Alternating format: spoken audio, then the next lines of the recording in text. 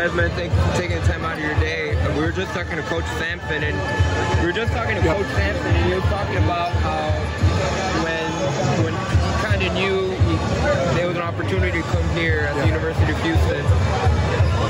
I don't know if reluctant would be the right word, but it took him a while before he could get both feet in. Yeah. And he said one of the reasons for that is because he wanted to make sure he could have the support to be able to build a winning program. Obviously, you weren't here when he first joined here, but from the time that you've been able to know Coach Sampson, one of the things I'm sure you got to know pretty soon is that you're gonna know what his demands are, and he's gonna make sure that they get met. And everything.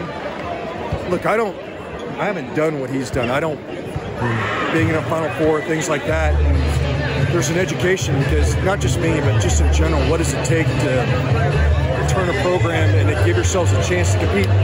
You know, you might have these one-off runners where a team gets hot, like St. Pete, and they just go nuts.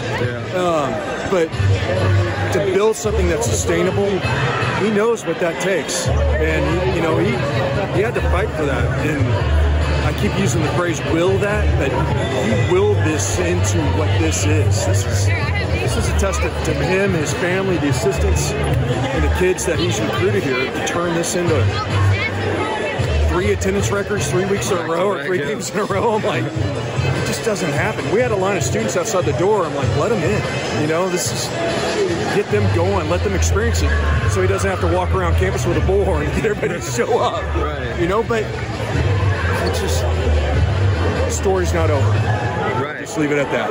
Absolutely, but sticking on this line, they just cut the nets again. Like you said, the sustained success that Coach Sampson's been able to have with his program.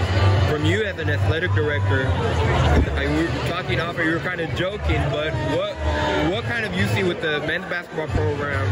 What are those conversations like with Coach Sampson? What are those conversations like with Coach Sampson in the offseason to be able to ensure that he has everything he needs? Well, we haven't. We're going to talk. I mean, again, after this year, because we're always trying to make improvements, and you kind of have to do it in phases. And, you know, 3 years ago, our needs were different than what they are this year as we prepare to make these transitions. And I'm certain he's got a pretty good idea what it is. I have my own ideas, but it doesn't matter what I think. He knows what we need to compete and sustain this, particularly with where we're going. And so we got to continue to invest. You can't pull back because we're bordering on a very special tier that we're entering. You know, I mean, you look at what we've done. We're up there with all those names, those blue bloods, and all those teams that you think of that are really good. That's who we are, and you can't take that for granted. And you have to figure out ways to continue to advance what we're doing. I mean, like this summer, we're remodeling the locker rooms. That building's, what, 6 years old?